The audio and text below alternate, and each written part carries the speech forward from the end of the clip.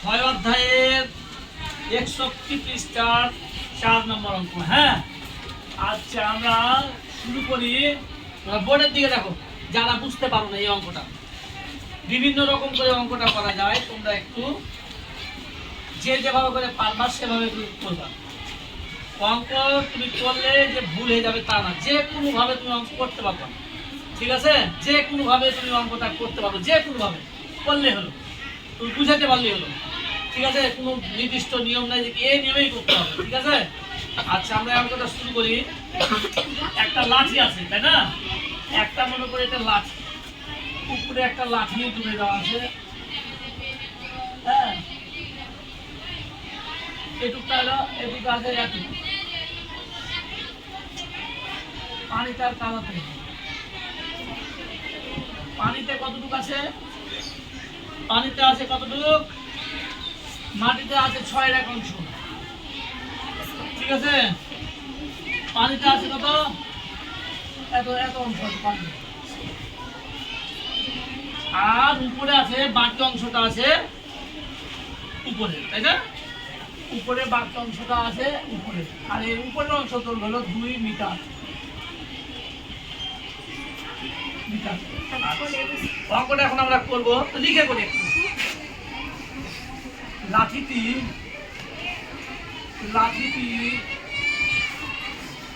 মাটিতে আছে, মাটিতে আছে 6/1 অংশ এবং পানিতে আছে 2/1 অংশ। তাহলে লাঠিটির মাটিতে আর পানিতে যেটুকু আছে সেটুকু যদি আমরা যোগ করি, তাহলে আমরা লাঠি আর পানিতে, মাটিতে আর পানিতে কতটুকু আছে এই কি।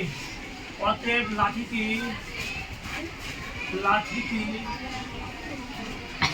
মাটিতে ও পানিতে আছে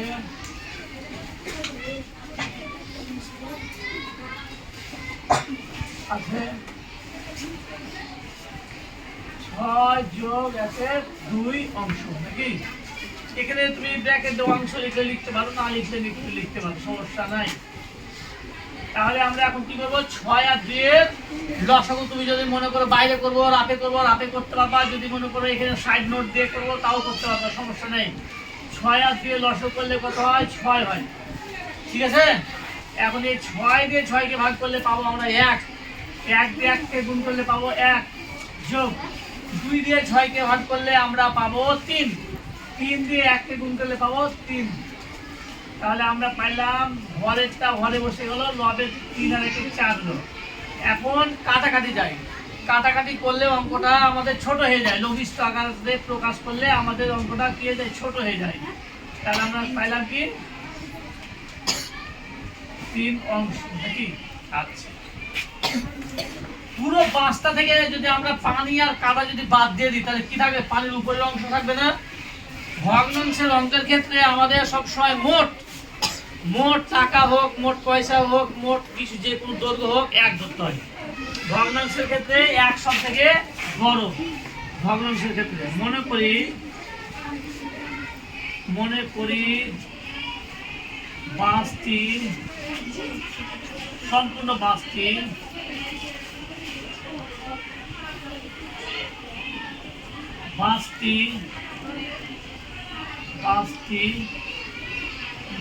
1। অতএব হাঁসের লাঠির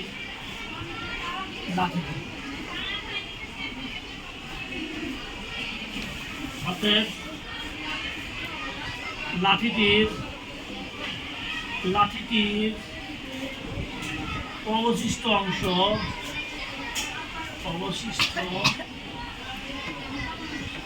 হলো কত? তাহলে সম্পূর্ণ বাস, তাহলে 1 থেকে কাদাতে আর পানিতে যেটুকু আছে সেটুকু যদি আমরা বাদ দিয়ে দিই, বিয়োগ করে দিই, তাহলে আমাদের কি হয়? 3 কে 3 বিয়োগ 2 সমান 3 এর 1 অংশ। তাহলে বাঁশটা 3 এর 1 অংশ থাকলো কি পানির উপরে। এখন পানির উপরের অংশ তোমার দেওয়া আছে কি 2 মিটার।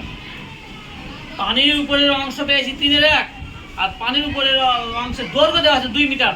তাহলে এটা আর এটা সমান লিখতে পারবো না, তাই লিখবো আমরা, লিখে করবো 3 এর 1 অংশের এত অংশের দৈর্ঘ্য 2 মিটার।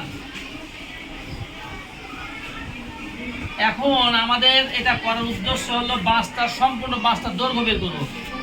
অতএব 1 বা সম্পূর্ণ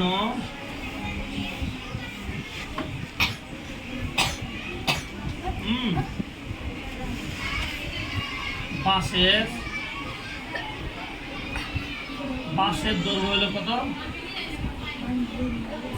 কম, তাহলে অবশ্যই ভাগ যাবে, তাই না? 2 ভাগ,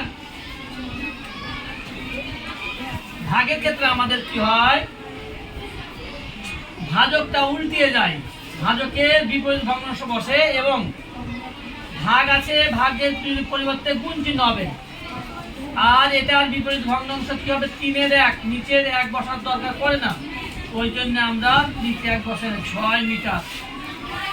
তাহলে সম্পূর্ণ বাঁশটার দৈর্ঘ্য পেলাম কত, আমরা 6 মিটার পেয়ে গেলাম না? আচ্ছা, আমাদের উত্তরে চেয়েছে লাঠিটি কত মিটার পানিতে আছে। লাঠিটি কত মিটার পানিতে আছে? সম্পূর্ণ বাঁশের দৈর্ঘ্য পেলাম 6 মিটার।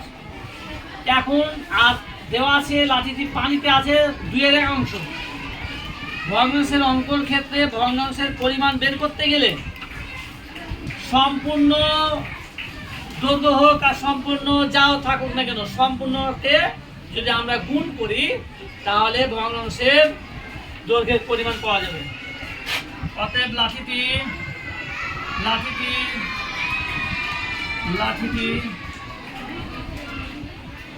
পানিতে আছে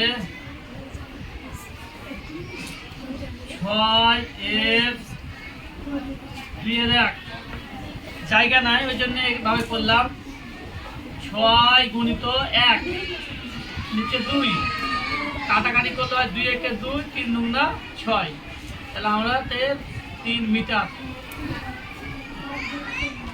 আমাদের লাঠিটি পানিতে আছে 3 মিটার, লাঠিটি পানিতে আছে 3 মিটার, লাঠিটি পানিতে আছে 3 মিটার।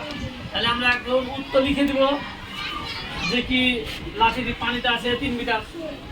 যদি এই অঙ্কটাতে তোমাকে বলতো লাঠিটি কাদাতে কত মিটার আছে, তাহলে সম্পূর্ণ বাঁশের দৈর্ঘ্য কত 6 এর 6 এর 1 গুণ করে দিলাম, তাহলে কি হতো লাঠিটি কাদাতে আছে মাত্র 1 মিটার। তাহলে এখানে পেলাম 3 মিটার, আর ওখানে পেলাম 1 মিটার, আর ওখানে উপরে হলো 2 মিটার, তাহলে সম্পূর্ণ বাঁশের দৈর্ঘ্য 6 মিটার হয়ে গেল না? কে বুঝতে পারো এই অঙ্কটা? এগুলো অঙ্ক সহজ, কিন্তু তোমাকে ব্রেন খাটাতে হবে, অঙ্কের নিয়ম জানতে হবে এবং সে নিয়ম অনুযায়ী তোমাকে ব্রেন খাটাতে হবে, তাহলে পারবা। আর যদি তুমি ব্রেন না খাটাও তাহলে তুমি অঙ্ক পারবা না। আর সব থেকে বড় কথা হলো বাসায় তোমাকে অঙ্ক করতে হবে।